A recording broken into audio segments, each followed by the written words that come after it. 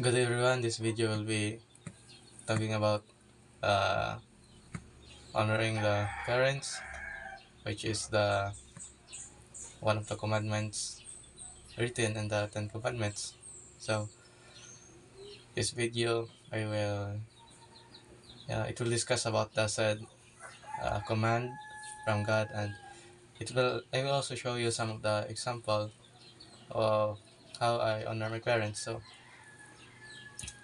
while I'm at Masin City, since I'm far from my parents, uh, I still show honor to my parents by obeying them and by studying well, pursuing in my studies and earning good grades, and by spending the money on the things which should be spended that they give me to be used while I am at Masin City.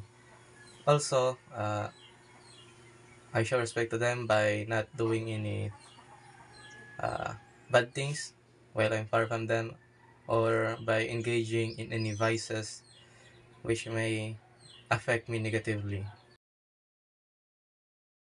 Since most of the time my parents are not at home since they are busy at their job, as a way of showing respect to them, I do simple household chores such as cleaning, preparing of food that is to be cooked,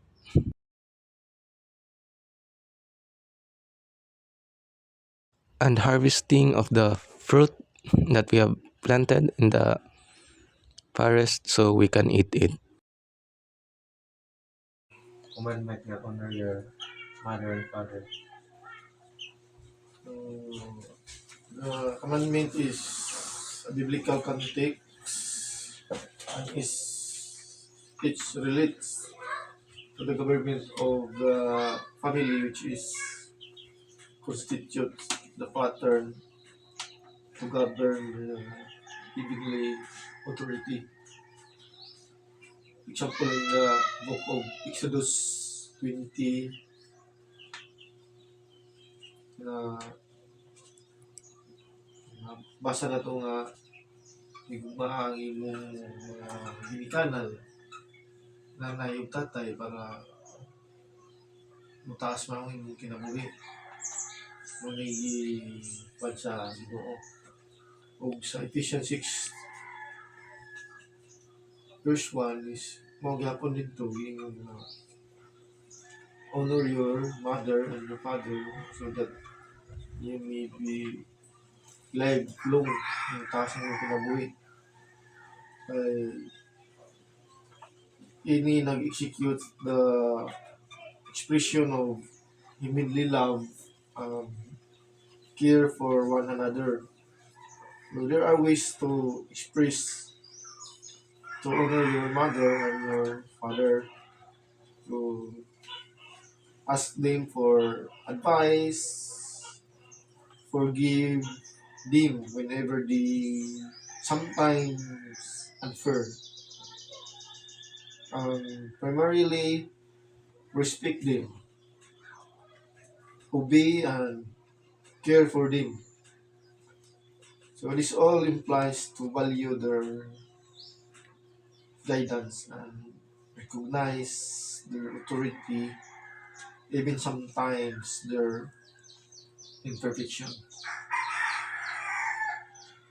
So this call to show gratitude um, and appreciation, positive regard towards parents as they have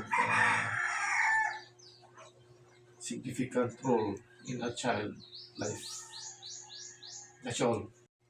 So last is a commandment na i-discuss kung sa mga challenges ang nakita sa ato mo karon modern context. So sa modern context, the most challenge is to express the context to govern the authority of love, obey, respect, care, and forgive. So in our modern context, there's so many challenges. Example, our environment, our social, economic and technological spheres. So that requires urgent action and adapt to each consequences. So adapt useful challenges for learning and growth rather than harmful and threats. So you need nga adapt ang useful challenges for learning.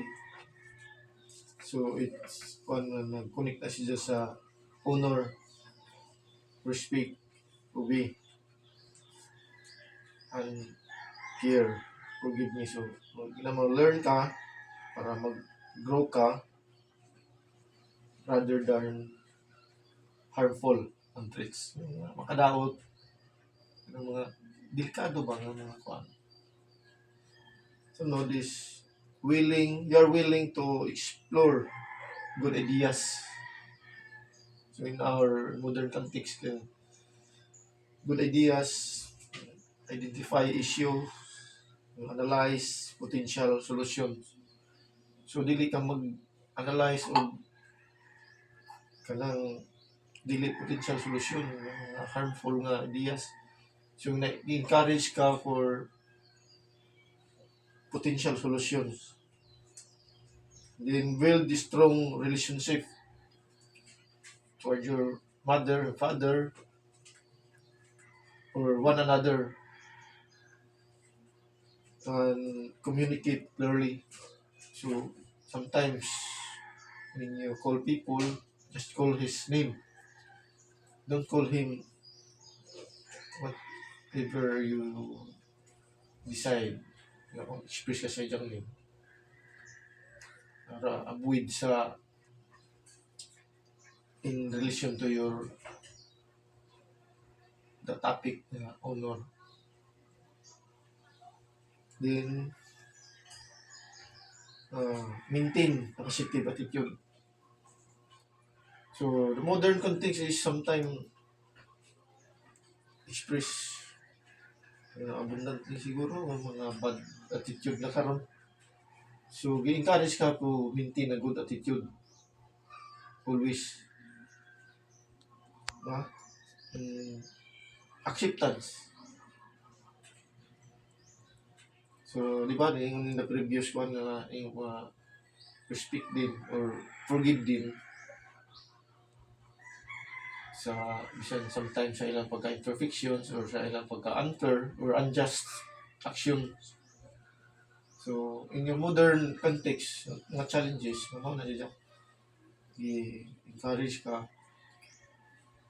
in relation to the challenges sa mga tuloy yung gingon sa mga environment, mga influential, mga social, sa economic. So, yung tag environmental, involved na diya ang cleanliness. So, how can you express honor your mother and father through environmental issues? Cleanliness. Diba? Kung mo sa social, in a modern context, how you express social interaction. So maybe, kumukan ka mo, enjoyin ka sa mga social action. Maka, honor sa imong ginikanan, ng mama o papa. Kaya there are some social mga events nga dili na siya. Or reacted ang feelings, ayaw anak, so maminaw ka. Then, sa economics, so in a modern concept economics, how to manage financial money, isang money mo gasto, saan ka mo ka-earn, saan mo ka-save. So manas dyan sa economic. Kung di po sa technological, so challenges man ng technological kay ni alam dito sa karon sa electronic age, artificial intelligence. So while you adapt sa nga mga kuan kanang uh, context imong tan-aw nga hinawi ba na si Jang nga makaunol ba ka sa imong mama o papa.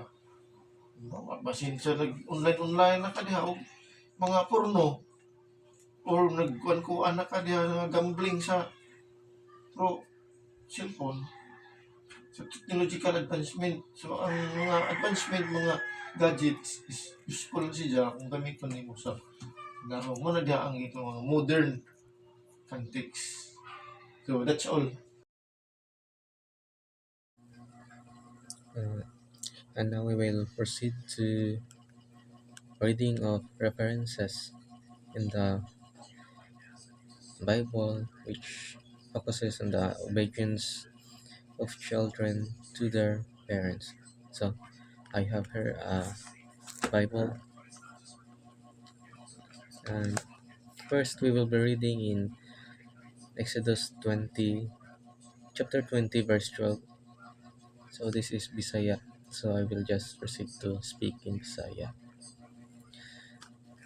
It nakasiyat diri nga pasidunggi ang imong amahan o imong inahan aron nga ang imong mga adlaw mahimong hataas nganha sa juta nga ang Ginoo nga imong Dios nagahatag kanimo.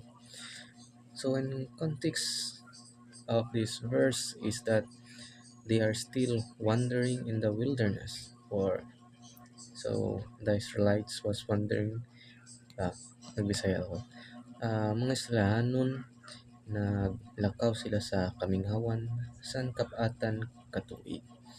So ang nakabutang diri is to pagpasaydong sa ilaha sa pag-honor pagtuman sa ilaha aron kuno nga mo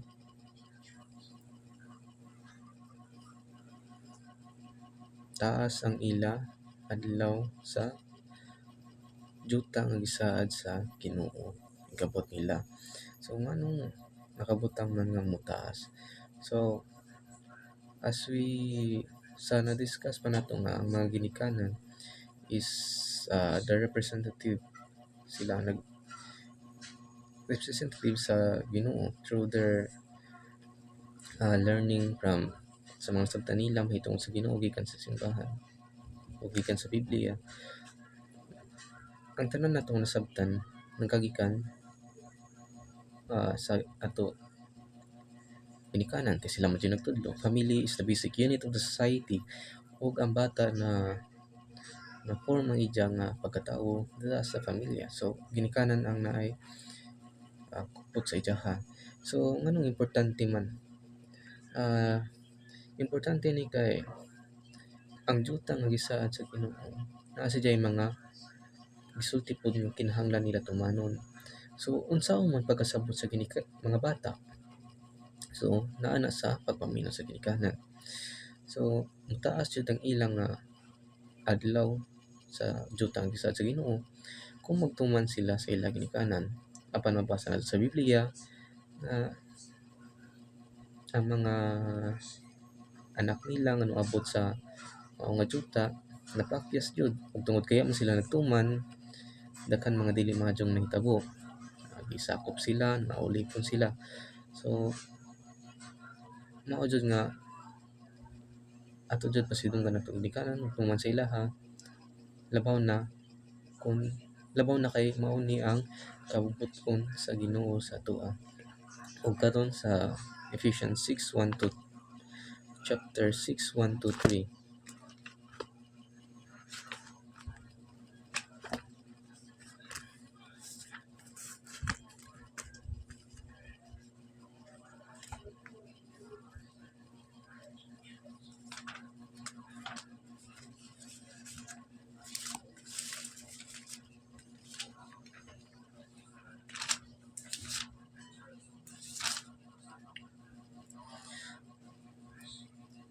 So ako ni basahon diri. Ano kasiyat diri chapter 6 verse 1 to 3. Mga anak, tumana ang inyoha mga ginikanan diha sa Ginoo kay kini matarong pasidongyang imong amahan ug ang inahan nga mao ang una nga sugo nga uban ng saad aron kini makahimo sin mahadyo kanimo ug ikaw magpudyo nga dugay dinhi sa kalibutan. So mabasa nato nga similarity sa Exodus chapter 20 verse 12. Una is obedience. Pero diri sa Ephesians 6:12 verse 1 gi-imply gayud niya nga tumana ang inyong mga ginikanan diha sa Ginoo. So unsa may kumusulti nga tumano nato ang ginikanan diha sa Ginoo? Ah, kung sa English pa is obey your parents in the Lord. Sa iyo po pasabot ani. Ang pasabot ni ini nga kung tuman ta sa ginikanan, kinahanglan na ang ato pagtuman is subay pud sa kaubutan sa Ginoo. Kung isulti nato nga ang ginikanan nagpabuhat sa ato asin daotan, dapat pa nagtuman. Di jud kay daotan man ang kuan sa nga verse is in the Lord. Kung unsang ilang sulti nga subay sa kaubutan sa Ginoo, tumano nato. Apan kung dili ta bala na kay nahibayo ta nga dili malipay ang Ginoo ana. Og sa verse 2, pasidongyang imong amahan ug minahan. Og morning pa kay nga honor your mother and father og nakabutang diri nga mao ang unang sugo nga uban ng saad. So sa Exodus chapter 20 verse 12 na i-promise dito, di ba? Nga mabuhi sila sa tsuta nga gihatag sa Ginoo nga dugay. Ang dito sa Exodus specific nga sa promised land ang Israel ang gipasabot. Apan diri sa chapters sa Ephesians is general na sa kalibutan. Kay kani lagi sa New Testament is for tanan naman nga nagtuon ni Jesucristo, dili naman ni sa though generally no ni Jesucristo alang sa mga Kristiyanon, apan ang kani nga mensahe is para ni sa tanan, dili ra na specific sa mga Israelites. So o gawas pa ni ana ang kaning sa Ephesians.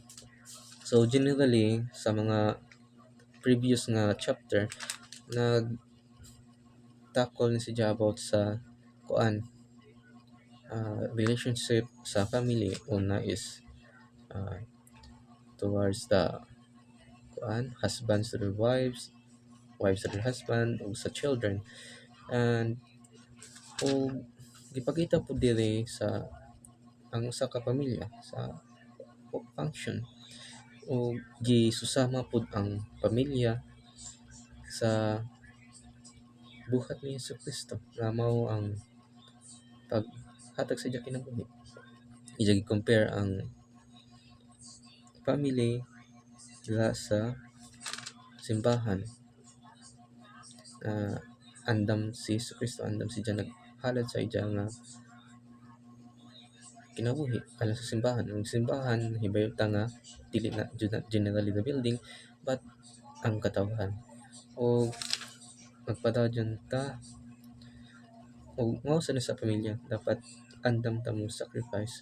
So specific dito nga ang father man ng husband dapat andam siya.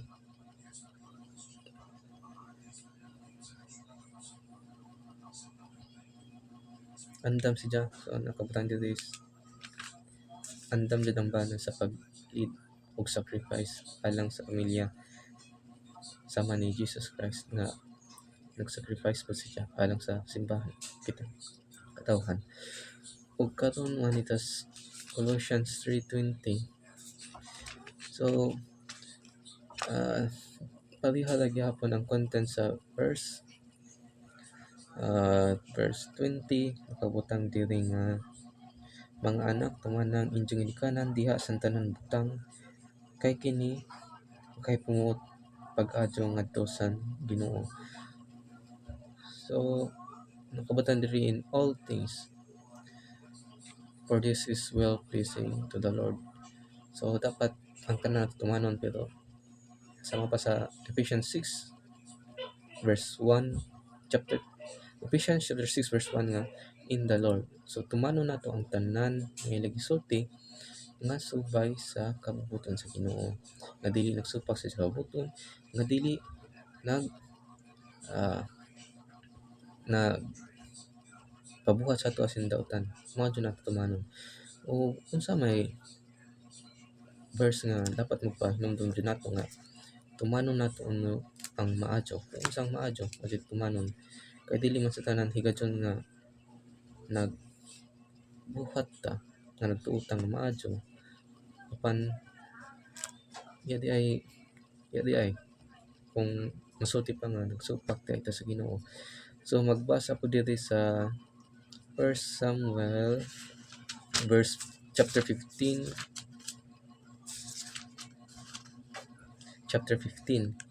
So dili ni related sa mga bata, but generally can be applied. So ang main focus ani is obedience. So nganong children obey your parents in the Lord, nganong focus man jud na nga mutuman ta subay sa kabubuton sa Ginoo o dili sa pagbuhat sa daotan. So ako basahon diri chapter 15 verse 22 to 23.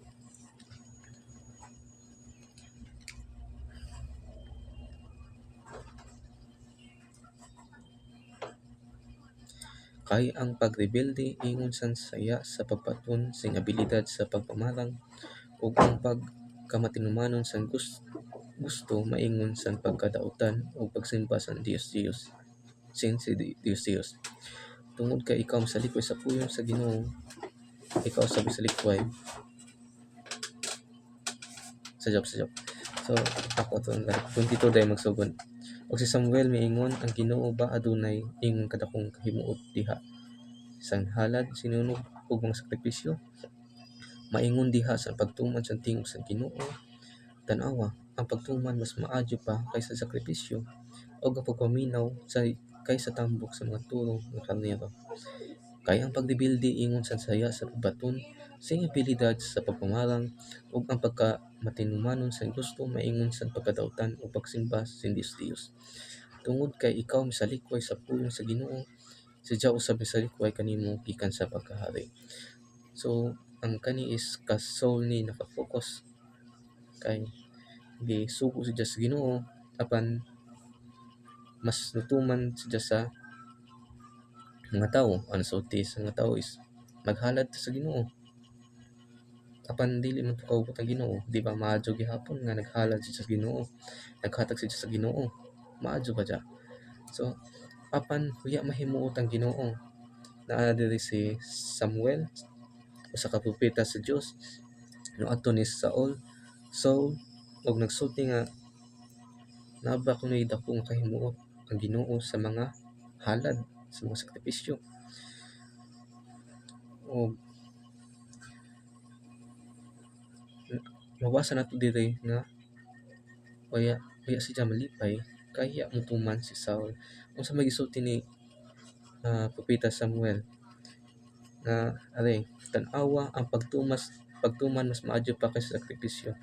So obedience, mas importante ang pagtuman kaysa mga halad, ug ang pagpaminaw kaysa mga tambok sa mga turo o karnero.